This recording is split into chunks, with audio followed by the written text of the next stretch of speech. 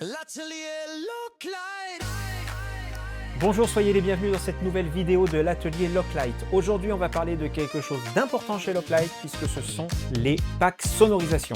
Nos packs sonorisation sont des kits qui vont comprendre deux enceintes, voire deux enceintes, un caisson ou deux caissons de basse, une petite table de mixage, les pieds et le câblage. Finalement, ce sont des kits qui sont préconçus pour être utilisés de façon assez simple pour les particuliers, les petits professionnels, les DJ. Mais avant tout, on insiste sur le fait que ce sont des packs qui sont prêts à monter en moins de 5 minutes. Que vous soyez du monde de la sonorisation ou non, nous avons tout conçu pour que vous puissiez les brancher facilement.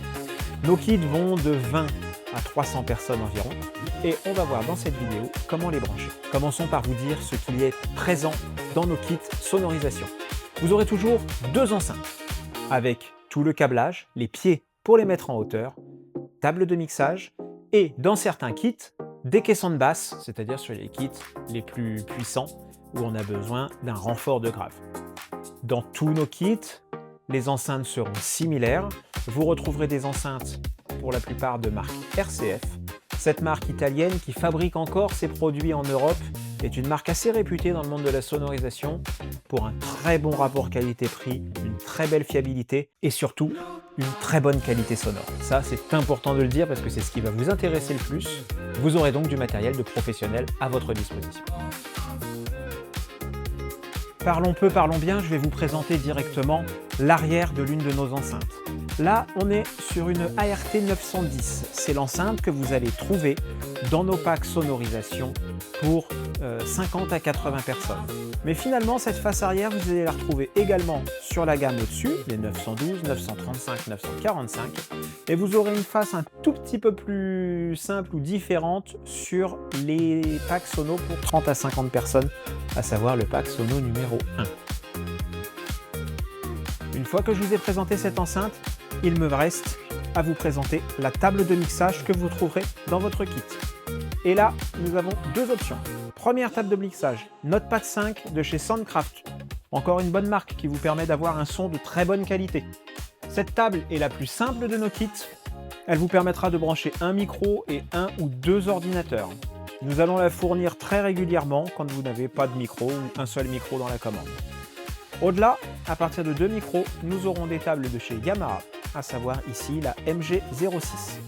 Je vais commencer par vous montrer comment brancher les enceintes sur ces tables de mixage. Nous allons donc commencer par vous montrer comment câbler le pack sono sur la base de la Notepad 5, mais rassurez-vous, ça ne va pas être très différent si vous avez la table de mixage Yamaha. Dans un premier temps, vous aurez une alimentation électrique à mettre derrière l'enceinte. Vous l'enfoncez bien et vous avez ensuite un interrupteur on-off. Je vais brancher la prise de l'enceinte et vous verrez comme ça les voyants qui doivent s'allumer sur l'enceinte au moment de son branchement. Ensuite, vous allez pouvoir brancher également la table de mixage au secteur. La table de mixage au secteur, c'est un petit adaptateur que vous venez mettre sur la face arrière de la table de mixage. Et ensuite, sur le secteur, de la même façon. Sachez que ce que je suis en train de vous dire, vous allez le faire sur deux enceintes, puisque vous avez toujours deux enceintes dans nos kits. Pour la démonstration, je ne le ferai que sur une seule enceinte. Vous referez donc deux fois la même chose. À partir de là, vous allez utiliser ce qu'on appelle des cordons XLR. Ces cordons XLR, ce sont des cordons comme ça, avec 3 pins à l'intérieur, mâle, femelle. Ces cordons vont venir sortir de la table de mixage sur les deux prises qui se trouvent en haut, à droite de la table de mixage. C'est exactement la même chose sur la table Yamaha. Vous sortez de ces deux sorties. Petite note importante pendant que nous y sommes, la Notepad 5 ne contient aucun témoin de son branchement. C'est-à-dire que là, elle est branchée au secteur et vous n'avez aucune petite lumière allumée dessus. Ne vous y trompez pas, elle est quand même en fonctionnement. Ça ne veut pas dire qu'elle ne fonctionne pas. Une fois que vous avez bien branché ça sur la table de mixage, l'autre bout de votre câble XLR de 10 mètres va devoir aller sur l'enceinte. Sur l'enceinte, on va souvent se dire « Tiens, j'ai pas le bon câble parce que cette prise a une forme un petit peu bizarre. » Mais cette prise est une prise combo jack XLR. Vous allez donc pouvoir brancher soit un gros jack, par exemple je vous le montre ici, soit le cordon XLR que vous venez de sortir de la table de mixage. Il rentrera sans problème. Pour le retirer, vous devez appuyer sur le push et tirer dessus. À partir du moment où vous avez câblé ça, le plus dur est déjà fait. Vous avez le réglage du volume de l'enceinte, que vous allez mettre à peu près à 3 heures. Et vous avez des prisettes sur l'enceinte également, en tout cas sur les gammes 900, c'est-à-dire Pack Sono 2, 3, 4, 5, 6. Et là, vous allez pouvoir sélectionner si vous voulez plus de basse ou une enceinte un petit peu plus linéaire. À partir de là, tout le reste se fait sur la table de mixage. Vous allez venir prendre ce petit cordon qui se trouve dans la boîte de la table de mixage et venir le brancher sur les entrées rouges et blanches de la table. Là, vous avez votre premier câble qui est prêt. Si vous avez un deuxième ordinateur sur cette table-là, la deuxième entrée se fait en double gros jack que vous allez venir brancher là et là. Et vous vous retrouvez donc ensuite avec deux entrées mini jack pour brancher un téléphone, un ordinateur ou ce que vous voulez sur la Sono. Je vous montre donc maintenant à quoi servent les boutons sur cette table de mixage. Les gros boutons rouges en bas vont vous permettre de régler les différents niveaux que vous allez utiliser. Par exemple, si vous aviez un micro branché sur la voix 1, vous allez venir régler son volume sur ce bouton. La voix 2, premier ordinateur, sur celui-ci, et la voix 3. Les petits boutons monitor ne vont pas vous servir. Ces deux boutons vont vous permettre de régler les aigus et les basses sur un micro.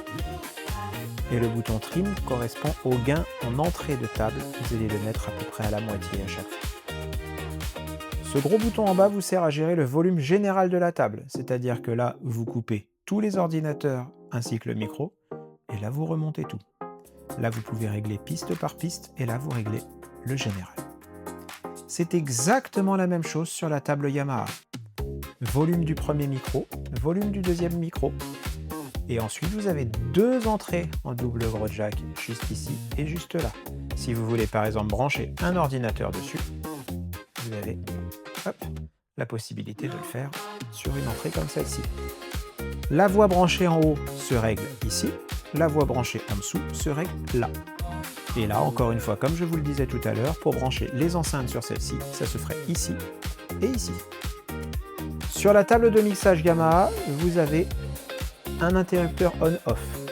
Sur cette démonstration, elle n'est pas branchée au secteur, mais sur celle-ci, vous avez bien un voyant qui s'allume pour dire qu'elle est allumée. Le bouton du volume général se trouve ici sur celle-ci, et le volume du casque ne va pas forcément vous servir. Vous savez déjà tout pour brancher un kit sonorisation chez Locklight. Je vais désormais parler des kits un petit peu plus puissants qui contiennent un caisson de basse. Pour les kits qui contiennent un caisson, vous verrez que sur le caisson, vous avez deux entrées et deux sorties. Pour brancher le caisson, vous allez donc prendre deux câbles qui sortent de la table de mixage et qui ne vont pas aller vers l'enceinte, mais qui vont rentrer dans le caisson de basse. Et ce, des deux côtés, c'est-à-dire que vous allez avoir droite et gauche qui sortent de la table de mixage et qui rentrent tous les deux dans le caisson. D'accord ? Une fois que cela est fait, vous prenez deux autres câbles qui sont fournis dans votre kit, vous ressortez du caisson pour aller jusqu'à l'enceinte. Et ce, des deux côtés. Là, je fais un exemple avec une enceinte, donc je ne le fais qu'une fois, mais vous sortez de la table de mixage pour rentrer dans le caisson de basse, vous ressortez du caisson et vous allez à une enceinte, puis à l'autre enceinte. Au niveau du réglage du caisson, puisque vous allez rentrer deux câbles de signal dans le caisson, pensez à ne pas dépasser la moitié au niveau du volume, parce que les deux câbles que vous aurez branchés vont s'additionner en puissance. Et si vous mettez au maximum, vous avez beaucoup de chances de voir la LED limiteur qui s'allume en haut. Si elle s'allume trop souvent, vous risquez de cramer le haut-parleur du caisson. Il va marcher jusqu'à la fin de votre soirée, et quand vous arriverez chez nous pour restituer le matériel, il aura collé, puisqu'il aura refroidi, et il ne sera plus capable de fonctionner. J'aimerais aussi vous parler d'un petit accessoire que nous louons chez Locklight. Étant donné que les prises casques sont en train de disparaître un petit peu partout chez les fabricants, nous avons des petits récepteurs Bluetooth de ce type que vous allez pouvoir louer avec la Sono. vous avez un câble électrique à mettre dedans, une prise électrique à brancher de l'autre côté, et ensuite cela vous permet de remplacer la connexion filaire à notre système via une connexion Bluetooth.